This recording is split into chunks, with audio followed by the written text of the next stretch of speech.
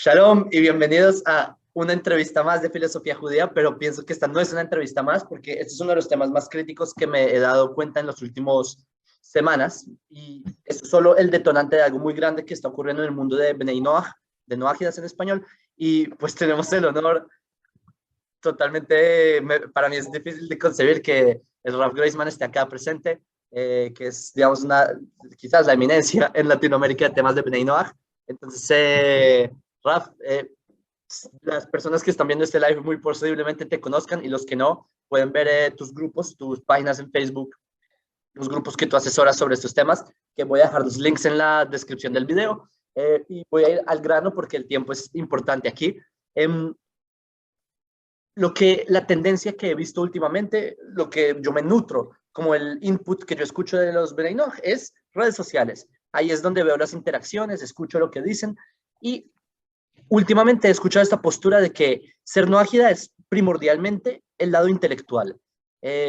Conocer a través de la razón de por qué ser noágida. ¿Tú qué piensas al respecto, Raf? ¿Realmente ser noágida, digamos, no quiero decir se limita para no, digamos, llevar la pregunta a una respuesta, pero ¿consideras que este es el único aspecto o el principal aspecto que un noágida debe tener? Shalom, shalom, Jacob. Muchísimas gracias por esta entrevista y también saludos a todos los que nos están viendo. En primer lugar, las leyes del Eterno para el ser humano, el manual de instrucción que Dios dio a toda la humanidad, está encarnado en lo que es las leyes noágidas, el código del arco iris, el remanente de la civilización humana, Noaj y su familia recibieron estas leyes y fueron transmitidas generación tras generación hasta tanto ser refrendadas en la revelación de Dios en el Sinai ante millones de personas, comendado al pueblo de Israel enseñarlas y resguardarlas como parte de la promesa cumplida del Eterno, que el pueblo de Israel nunca va a desaparecer, ni la Torá de Israel va a desaparecer. Entonces el pueblo de Israel, como luz de las naciones, es decir, como reservorio de esas leyes, tiene la misión de transmitir esto a todas las naciones y las naciones tienen el deber de estudiar y observar. Hablamos de una guía práctica de vida, de eso hablamos.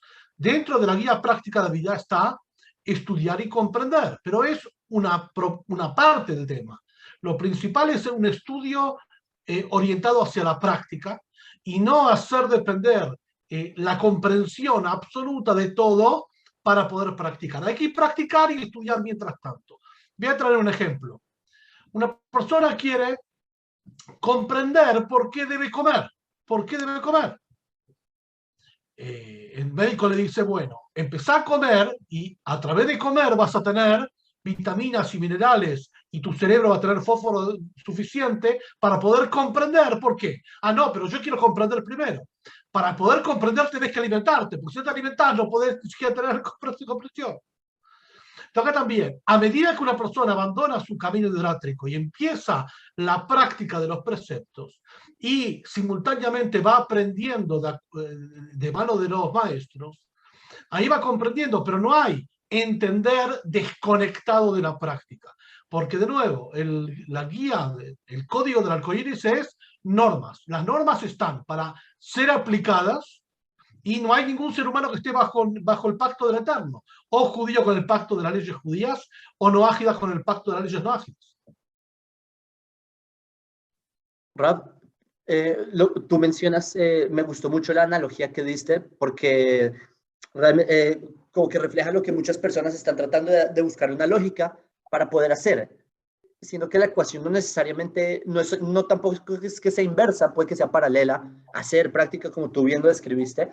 Yo he notado que hay una tendencia que yo también personalmente me conecto muchísimo, que es con la perspectiva académica de las cosas. Yo personalmente me encanta saber el origen etimológico de cómo se fue construyendo lo que, como nosotros pensamos, que estos no son secretos para los judíos. Como judío ortodoxo nosotros sabemos cómo se fue, digamos, desarrollando, cómo la halajá es dinámica en el sentido de cómo Am Israel puede, digamos, dar de sus formas en sus perspectivas y sus contextos históricos, etc. Aún así, veo que hay una tendencia de personas que son Bnei Noach que saltan al lado de la academia a ver una perspectiva académica de lo que es Bnei Noach y como que se desconecta un poco de la parte, como una parte más, no sé si espiritual o Yirat Shamayim, temerosa de Dios. Y mi pregunta es la siguiente, Rav. ¿Consideras tú que todo conocimiento universal podría ser embarcado en lo que es Noágida? Por ejemplo, no sé, el código de Hammurabi, los sabios aztecas, los sabios del taoísmo, que son sabidurías profundas al final de cuentas, pero ¿hasta qué punto podemos destilar qué sí entra en el conocimiento monoteísta universal, qué no? ¿Cómo, cuál es tu perspectiva de este tema, Rafa? En primer lugar, obviamente que no. Igual que cualquier disciplina. En cualquier disciplina hay una autoridad que tiene la responsabilidad. La responsabilidad y la autoridad van juntos, no van separados. En el caso de las leyes de la Torá, y las leyes noágidas son parte transmitida en la ley de la Torá, y la Torá asigna a los sabios de Israel la responsabilidad de preservarlas, analizarlas, dictaminarlas y entregarlas, y esa autoridad y potestad exclusiva de los sabios de Israel, igual que toda la Torá oral, porque todos hablamos de noágidas a partir de la Torá oral, antes nadie hablaba de eso, digamos. Esto es en primer lugar. En segundo lugar, las leyes no ágidas, el código no ágida, tiene diferentes dimensiones y vertientes. Está la dimensión ético-moral respecto del musar que tiene el Ben Noach, la parte mística del Ben Noach, y en tanto que el estudio y la práctica son guiadas por los sabios de Israel y orientadas por los sabios de Israel, se puede tomar como ciencia auxiliar diferentes disciplinas, igual que en humanidades tomamos conceptos y figuras del mundo, por ejemplo, de la ingeniería, términos y conceptos como resiliencia o entropía, que son clásicos de ingeniería y de mecánica, fueron tomados por las ciencias de humanidades y reformulados como ayuda auxiliar.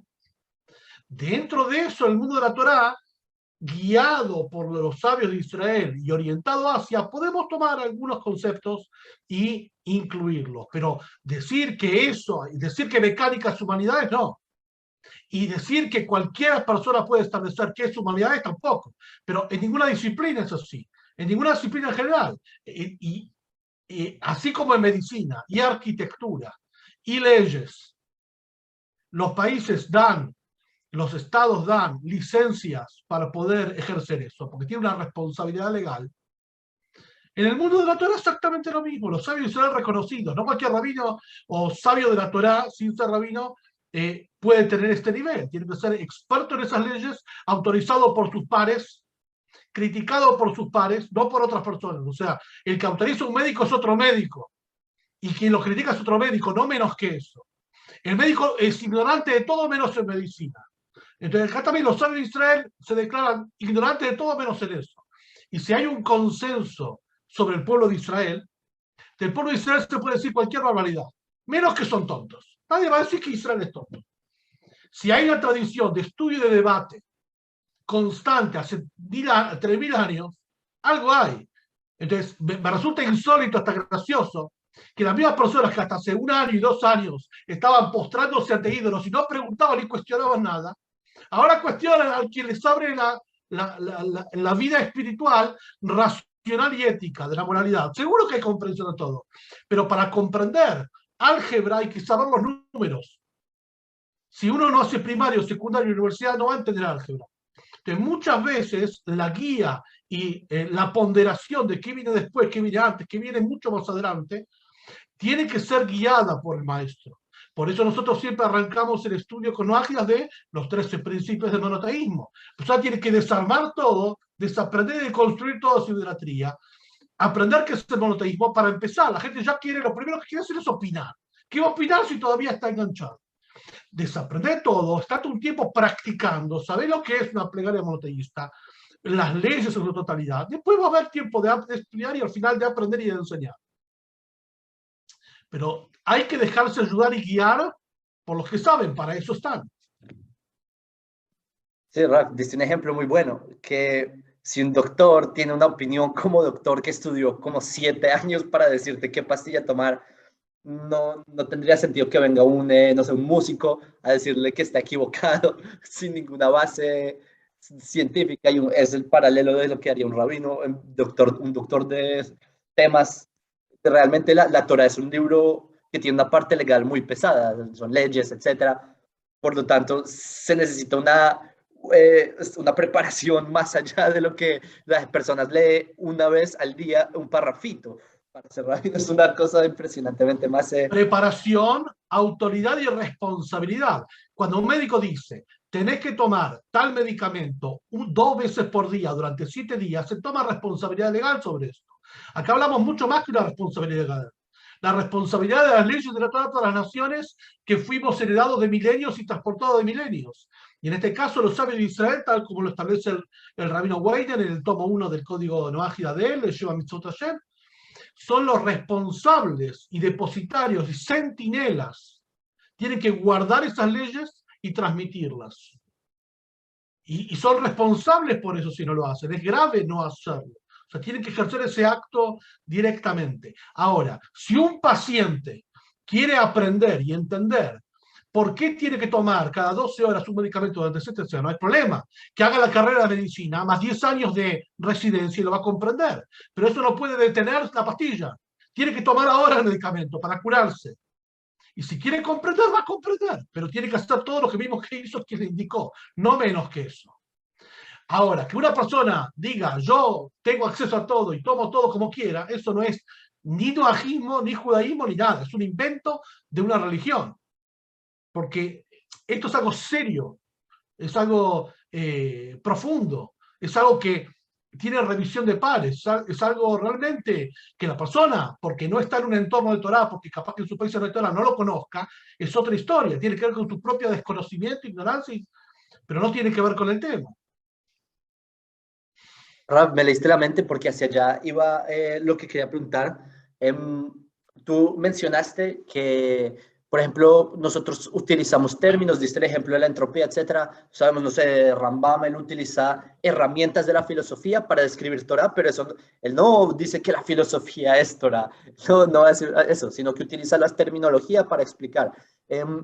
Entonces, hay una tendencia que eso he visto también en las redes sociales, uno que otro grupo, así sin nombres, pero en fin, que hay una tendencia de lo que ya te había mencionado, de tratar de academizar, y tú mencionaste algo que yo también lo presenté un poco, y es esto de crear una nueva religión, pero no en el sentido de religión convencional, que como no lo venden, que es espiritual, sino que en verdad una religión tratando de matematizar lo que es ser no ágida, tratando de racionalizarlo ultra académico. Para mí eso también es religión, es mi opinión personal. Y mi pregunta es, Raf, tú sabes que en el siglo XVIII, en Alemania, en el judaísmo hubo una mutación que le ocurrió al pueblo judío por las situaciones históricas ahí, la emancipación, etcétera, y de ahí brota una mutación llamada el judaísmo reformista, que ante los ojos del judaísmo convencional y milenario, eso no es judaísmo, sino que se dio por este tipo de ver el judaísmo de esta misma forma,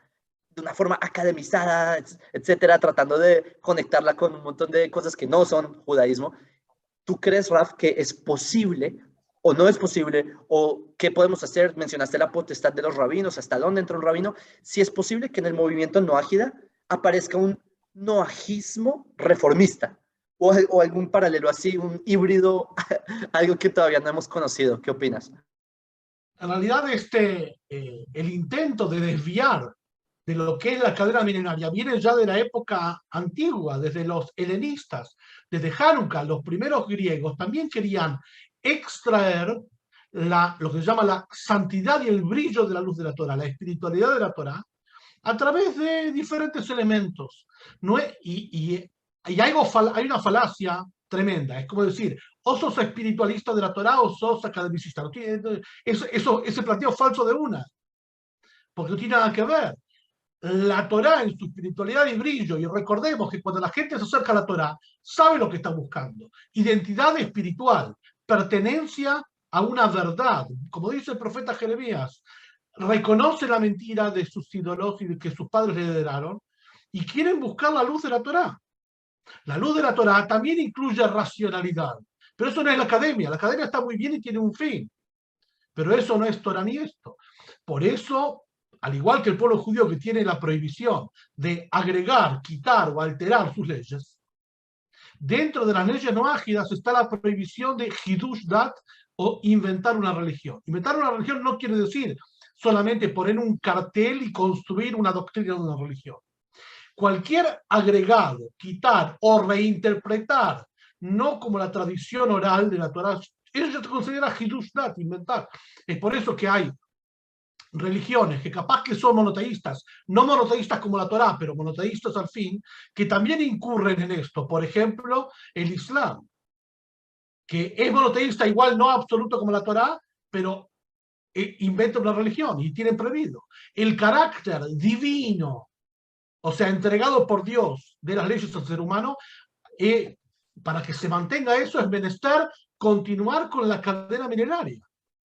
Es por eso que en este aspecto se da tanto para judíos y tanto para noágidas, tanto el movimiento reformista, etcétera, como tantos diferentes aspectos para eliminar y batallar la Torah oral, la enseñanza de las guías. Interesante que la misma Torah, en el capítulo 16 de Deuteronomio 17, nos habla muy bien claro, dice, cuando no puedas emitir un veredicto en materia legal y distinguir entre sangre pura e impura, o determinar una sentencia entre una afección y afección, o cuando haya un desacuerdo entre ciudades, deberás ascender al lugar que escoja Hashem, deberás presentarte a los sacerdotes de la tribu de Leví y ante la autoridad judicial que esté en aquellos días. Es decir, no habiendo el Sanedrín, el tribunal aglutinante de Jerusalén por el exilio, tenés que ir a la autoridad que vaya estos días. Y les expondrás el caso y ellos dictaminarán la sentencia del asunto. Deberás proceder de acuerdo a las sentencias que te dicten allí. Procede a la ley que te indiquen y la normativa que te digan. No te apartes ni a derecha ni a izquierda. O sea, bien claro que cuando hay una duda, hay autoridades de la duda que tienen la responsabilidad. Entonces, eso me parece absolutamente. El intento de la falsa, ahora, el falso dilema de presentar como cualquier conocimiento sano de las naciones, como noajismo, es un error. Que utilicemos la tecnología de la medicina está muy bien, porque la Torá nos llama a esto, incluso dentro de las leyes judías y también noágidas está el reconocer con una bendición al Eterno a las 7 ciencias edificantes, medicina, etcétera, etcétera, 7 ciencias que engloban todas las ciencias. Pero ¿en qué consiste esa bendición? Decir, bendito eres tú, Dios, Rey del universo, que separa de su sabiduría y se la confiere a los seres humanos. La Torá y la ciencia van en un mismo lugar. Ahora, ciencia no es Torá. Torá no es ciencia, cada uno en su disciplina. Que pueda haber elementos que se tomen y se incorporen dentro de las reglas de la Torá con el aprendizaje que la Torá indica, no de cualquier forma, eso siempre estuvo.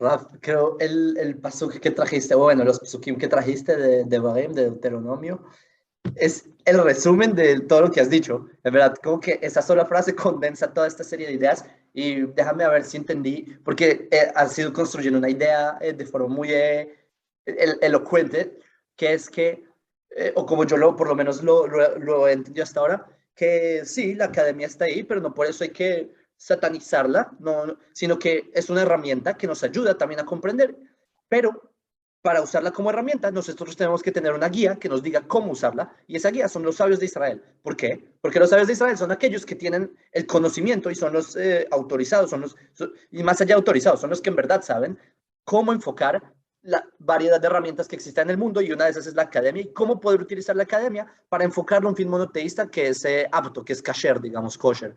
Entonces, de ese modo, pues como que mi cerebro está andando mientras estamos esta entrevista, pero a la problemática que yo planteaba de que en verdad se está creando una nueva religión académica noajista, esta es la solución, enfocar la academia, se podría decir. Pero bueno, una pregunta, Raf. Ok, si este es el caso, y los sabios de Israel son aquellos que, digamos, le enseñan a los Bnei Noach a enfocar, y también a los judíos nos enseñan a enfocar la vida. ¿cómo, cómo debería ser esa relación entre sabios de Israel y noágidas? ¿Cómo se da? ¿Cómo se proyecta? En realidad, el éxito y la duración y la perdurabilidad de las comunidades no ágidas depende casi en 100%, 90% de sí mismas. O sea, la organización de una comunidad, desde el pensamiento de las actividades, la forma de financiamiento, la forma de acción social, que es un deber inalienable de las comunidades no ágidas, el modo de la plegaria, todo eso depende únicamente de los no ágidos. O sea, no es que el sabio de Israel, los rabinos, quieren imponerse o entronchar sobre las comunidades. Nada que ver. Es todo lo contrario. Los no ágidas tienen que organizarse, y eso es lo que tanto insistimos, como comunidades, y respecto de los contenidos específicos, eso es autoridad y potestad, responsabilidad de autoridad de los sabios de Israel. Algo muy parecido como, por ejemplo, la ley judía que indica que en el santuario de Jerusalén había uno de los preceptos más importantes, era encender el candelabro. Ahora, el acto de encender el candelabro, la menorá, lo podía hacer cualquiera, no tenía que ser tenía que ser judío, pero no tenía que ser de alguna tribu específica. Pero preparar las mechas es solamente el Cohen, el sacerdote. Había un modo especial que la Torah indica, cuando eleves preparar, y Dios le ordena a Moshe y a Aarón ese modo de preparar las cosas. O sea, el contenido básicamente es de qué se da y cómo se da, y la proporción en cómo se da, y el sistema en que se da. Y que la luz y el brillo de la Torah no esté subrepresentada frente a otras cosas. Eso depende del Sabio Israel, el resto depende de los noágidas. Por eso tanto insistimos que en lugares donde no hay comunidades presenciales se organicen.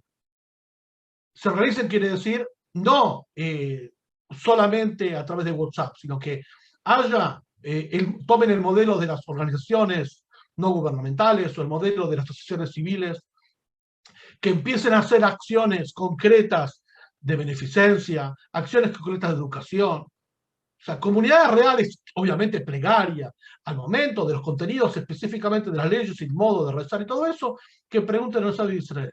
Pero que, digamos, este es el objetivo, o sea, depende del 100% de... Si no saben cómo hacerlo, bueno, estamos haciendo también capacitaciones para líderes no ágidas, pero bueno, es eso. Sí, Raf, si tienes link de las capacitaciones, déjalo para que las personas que están interesadas puedan tomar parte. Pienso que este es uno de los temas más críticos de esta generación. Yo lo veo a un extremo de muchísima relevancia porque Bnei Noach organizados en comunidades, ya estamos hablando de una fuerza de mucho más impacto. Pero acá viene una pregunta, Raf, entonces, te planteo este problema.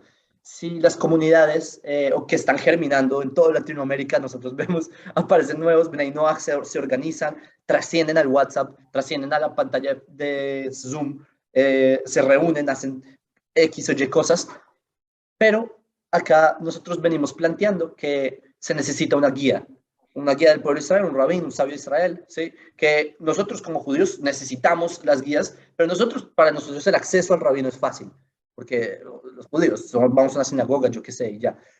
Pero el noágida no siempre tiene esa posibilidad. ¿Cómo hace un Ben Noach? Esto me lo han preguntado muchas veces. ¿Cómo hacen para contactar a un rabino? Por ejemplo, tú recibes 1 millón de mensajes cada segundo, sin mencionar los otros rabinos que están en este tema de Bnei Noach. ¿Cómo cerramos ese vacío que hay ahí? El noágida es correcto, solitario no tiene acceso ni a organización noágida, ni a rabino, ni nada. El noágida organizado sí tiene. Entonces la respuesta es incluirse, organizarse en lo que ya está existente o armar en su lugar, y lo que es seguro que un grupo organizado no quiere decir que se junten solamente, que tengan actividades regulares, que haya un modo de financiamiento, porque así como las instituciones judías se autofinancian, también lo deberá hacer los grupos noágidas y sus actividades que también incluyen costo y tienen que solventarse, no va a pretender que el pueblo judío lo va a solventar. las comunidades organizadas, con un fin específico y se orientan, pueden tener contacto con rabinos y especialistas en temas no ágidas. Y estoy seguro que si está bien organizado, los rabinos lo van a escuchar. Aparte que los mismos rabinos impulsan en toda Latinoamérica cada vez más. Obviamente que la situación del pueblo judío, especialmente en Latinoamérica, con su desconocimiento y asimilación, hace que el 99% de rabinos, yo también en el Templo Paso, estemos dedicados a acercar a los judíos a su propia ley y a su propia práctica. Pero sin duda que hay espacio para esto, y cada vez más respecto de rabinos que se abren al tema no ágida, pero la solución nunca es como islas sueltas. La solución siempre es organizado, prolijo, una institución que contacta y hace vínculos con otra institución. La institución no ágida, organizada por no ágidas, con las instituciones judías de rabinos. En ese caso, sí salen los proyectos adelante. Nunca lo había pensado de esa forma. Es una idea muy buena, porque el no ágida solitario, o muchos no ágidas solitarios, es algo demasiado difícil. O sea, un ser humano no da para tanto. Como Moshe, que él mismo tiene que recibir consejo de cómo organizar una pirámide de jurisdicción para poder encargarse de tantas personas. Que en verdad, esta es una receta muy importante. Yo quiero motivar a los Bnei Noach que estén aquí. La comunidad no ágida, en verdad, yo pienso que es muy cierto. Si hay una organización, los van a tomar más en serio. Y yo lo he visto, de hecho, hay comunidades que se formaron hace como un par de meses en Colombia, en Cali. El rabino de Cali, que es un rab que también es influyente en las redes sociales, los tiene en cuenta porque están organizados. No si fuera alguien solo, como que sería más dudoso, etcétera. Pero cuando es algo organizado, de verdad es muy, muy relevante, Rab. Digo varios casos que yo conozco y tengo contacto directo. La comunidad no ágida Breslev de Yoshua Álvarez en DF de México, la comunidad de Cuernavaca en México. Son comunidades que tienen ya décadas o muchos años, y eso marca una seriedad en la continuidad, porque al momento de que un rabino dé autorización o certificado a la comunidad no ágida, tiene que haber una coherencia en las personas y una continuidad del tiempo, que no sea un destello, sino que haya un trabajo alrededor. Y ellos interactúan con todas las comunidades judías en México y son respetados y aceptados y validados. De hecho, el rabino Galé también hizo actividades con ellos. En Argentina, el Morello Haran Besma, que trabaja conmigo en los desarrollos no ágidas hace 20 años, tiene un propio emprendimiento presencial para no ágidas y hacemos actividades presenciales ya hace, y eso es fruto exclusivamente de los no ágidas. El 90% depende de ellos, de organizarse. O sea que no y esa es la buena noticia. La buena noticia es que no tiene que estar esperando que el judaísmo haga. La buena noticia es que depende de ellos. El poder lo tienen ellos. Entonces hay que saber ejercer el poder correctamente y valorar. Porque siempre hay que recordar de dónde la gente sale y a dónde va. Entonces, muchas veces la apertura y la libertad hace que se tome erróneamente. Entonces, hay que aprovecharla sanamente esa libertad para tomar eje y tomar posición y empoderarse como no ágidas para organizarse correctamente. 100%, Raf. Es que mientras lo hablabas, yo también estaba pensando, los Bnei Noach que yo le he hecho entrevistas, encuentros, siempre son organizados. En verdad, es mucho más relevante. Definitivamente es un buen hidush, como dicen.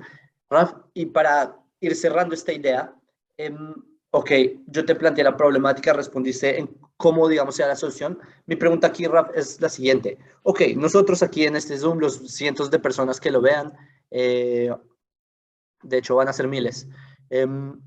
Mi pregunta es la siguiente, Raf.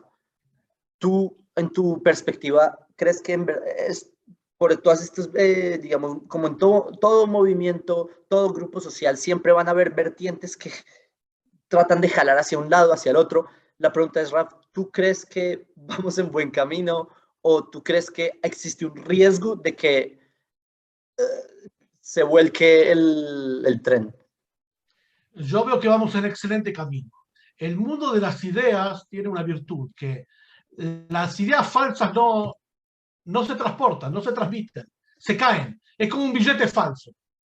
O sea, vamos a decir, la misma interacción, no quería decir mercado porque no corresponde, pero la misma interacción va a hacer que los emprendimientos que no estén vinculados a la raíz mineraria de Sinai, no tengan esa luz, esa espiritualidad, el brillo que la Torá nos entrega, porque los sabios de Israel tampoco tienen autoridad para hacer lo que quieran con la Torá. Recibieron un legado y tienen normas de cómo hacerlo, y tienen revisión de pares, y tienen responsabilidad. Tenemos que entregar lo que recibimos. No somos dueños de la Torá. Al revés, hay un versículo de maldición. Aruro se melejet Hashem remiá. Maldito el que haga el trabajo de Dios deshonestamente. Entonces es algo muy grave trastocar la norma de la Torá, y las leyes de Noajias es exactamente las mismas que leyes que, o sea, tienen la misma vertiente, la misma santidad y la misma responsabilidad que las leyes de kashrut o de casamiento, de conversión o de lo que sea. Vamos por muy buen camino, porque si bien hay diferentes intentos de jalonar para acá y para allá, todo esto no va a tener trascendencia, se va a caer, porque la gente se va a dar cuenta qué está buscando. Yo, cuando hay confusión, recuerden por qué empezaron en el mundo de la Torá. La gente busca identidad espiritual, busca luz, busca orientación, busca una guía práctica y un sistema de valores basado en la tradición mineraria del Sinai. Bueno, eso es la Torá. Entonces, no despegarse de eso y no tener intentos desviacionistas o mostrar cuestiones que no son, o cuestiones ajenas a lo que es puntualmente el mundo del Beit HaMidrash, el mundo del centro de estudios, el granero, el fuego donde surgen todas las cosas, y acordarse que algo muy importante: el estudio de Torah no es solamente de pensamiento, de académico, es con Irat Shamayim, temor celestial, saber que esto es una materia sagrada, divina, compromete la acción, compromete a tener una conducta, no para mostrar, una conducta para nosotros mismos, para hacer. Y ese Irat Shamayim, ese temor celestial, ese respeto reverencial a lo que estamos manipulando elementos sagrados, no es solamente toma y daca. Eso es el resguardo para no desviarse a derecha e izquierda y saber a cada uno qué le corresponde y cómo avanzar, pero las perspectivas son muy, muy alentadoras, y solamente buenas noticias y optimismo para el mundo no ágil. Wow, Rav, impresionante. Y también me gustaría cerrar exactamente con lo que dijiste al final, que yo he notado esto y lo que es verdad. Ahora que uno lo piensa, que yo lo pienso, como que el flujo principal ya está la inercia ya es muy grande y obviamente van a haber saltos aquí y allá hacia diferentes pseudocorrientes, pero cuando uno se fija qué es lo que hay detrás, personalmente hay algo que me ha disgustado en este tipo de, digamos, ramas tratan el lenguaje que utilizan. Hay veces no, para no decir siempre, la falta de respeto con los demás. Eso ya no es ser Ben Noach. Ben Noach es una persona de ética, es una persona de amor. El mundo de Torah nunca incluye eso. O sea, si Nunca. hablamos de falta de respeto o eso, o difamación, eso no es Torah, es No otra cosa. existe. En el mundo de la Torah, cualquiera que conoce el mundo de la Torah sabe que eso no existe. Los debates siempre son con respeto y debate de ideas, no de personas. Sí, llevamos debatiendo Y eso es porque 3.500 años. falta Irat Shamayim, temor celestial. Recordemos una cosa, lo que el Maimónides establece, así también el Shulchan Aruch, en el libro de Shoftim, de jueces, el último libro de Maimónides, no jueces del Tanakh, sino jueces en el libro de ley, que el principal componente de un nombramiento público en el pueblo de Israel, sea cualquier tarea que tiene que hacer, es temor celestial. Y si una persona no tiene temor celestial y se conduce no como un judío observante, cualquier judío observante tampoco puede hacerlo. Entonces, es peor que el más simplote de todos. Es la halajá, ¿sí? No se puede nombrar a una persona que no tenga respeto, y que no existe eso. Ni que hablar que si es judío tiene Hilul Hashem, profanación del nombre de Dios y un montón de cosas. Pero esto no es un código, no es el código que las personas, como no tienen acceso físico tanto a veces a las comunidades judías, porque en sus países no hay, y conozcan la realidad de la Torá mediante redes sociales, está desproporcionado eso y tiene que ver con su propio desconocimiento. Tampoco comprar que lo que la persona ve en la pantalla es la realidad, porque eso es, digamos, otra cosa más también importante. No cualquier persona que se dice rabino es rabino autorizado. Y no hay un montón de cosas más, porque hay una trampa en las redes sociales que nos empareja a todos. De todos respondemos a todos. En realidad, en la vida real no es así. Hay una jerarquía, hay un respeto, hay un esto, cada uno en su lugar. Y por eso Google tiene una parte Google académica, no para Torah, pero sí para medicina, para diferenciar lo que es falso de lo que es verdadero. Y por eso hay revisión de pares entre los mismos pares. Y por eso cuando yo termine mi libro, un sabio de Torah me lo va a corregir, así como yo doy autorización rabínica a otros sabios, pero entre pares, no entre los que no somos pares. Sí, de hecho, ayer hice un video de eso, haciendo mucho énfasis en que las personas no coman cuentos. No todo el que tiene barba y sombrero es rabino. Yo me cuido mucho de decirle a alguien rabino. Yo en verdad, si no estoy seguro, no sale en mi boca. Y lo que dices, Rab, sí, no, los judíos llevamos debatiendo por milenios, sin exagerar, y nunca el lenguaje es ese. El lenguaje es decirle a una persona burro o cosas así, o decirle, yo qué sé, todos esos insultos eso no existe. Acá el debate es de ideas, es porque queremos saber la verdad, no por insultar. Y bueno, Raf, si quieres decir algo para concluir, yo también para ir cerrando, gracias a las personas que vieron esto, tomen en cuenta todo lo que se les dice acá, porque son cosas, esto es todo lo que se habló acá es algo práctico, no son teorías. Si no lo ponen en práctica, entonces perdieron el tiempo viendo esto, con mucho respeto. Y Raf, ¿quisieras decir algo para concluir? Que las personas se dejen guiar por aquellos profesionales. No tengan miedo de dejarse guiar. Si el profesional le dice, tenés que empezar con los principios de fe antes de entender la Torá, es por algo. Lo van a entender cuando transiten todo y van a ver para atrás. En retrospectiva lo van a entender. Pero mientras tanto tienen que hacer lo que le dice, igual que un médico le dice así. Cuando van al médico a tomar el medicamento, no le preguntan nada. Y acá hablamos de algo de medicina que una dosis mal aplicada lo puede matar. Entonces la persona no tiene duda. Cuando va a firmar un documento de un arquitecto, capaz que el arquitecto no es válido o es corrupto y puede caerse el edificio y morir. Cuando va a hacer una acción legal, capaz que esa acción legal hay errores y se produce mala praxis y va a la cárcel. Ahí no tiene miedo, no entiende nada, firma y chao, porque confía en el profesional y la autorización que tiene del Estado. Bueno, lo mismo en el mundo de la Torá, nada más que nadie le va a guiar mal.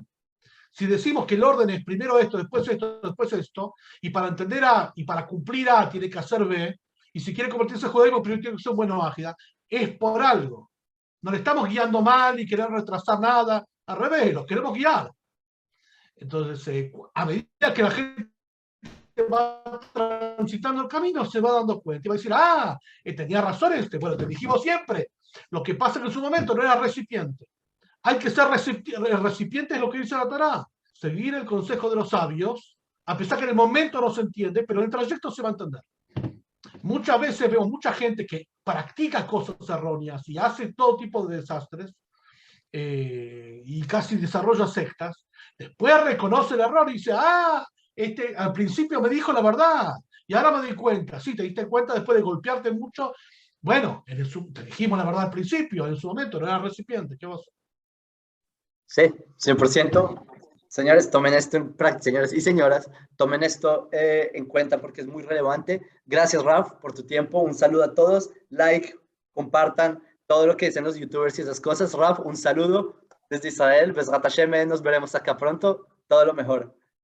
Amén, amén. Muchísimas gracias y una bendición especial a todos los que ven este canal de Filosofía Judía, que sigan aprendiendo y sigan desarrollándose espiritualmente y que la luz de la Torah los cobije, los protege y también bendiga al director, nuestro querido Jacob, con próspero bienestar, plena espiritualidad, alegría y felicidad y que siga siendo un faro de luz y espiritualidad para todas las naciones. Amén.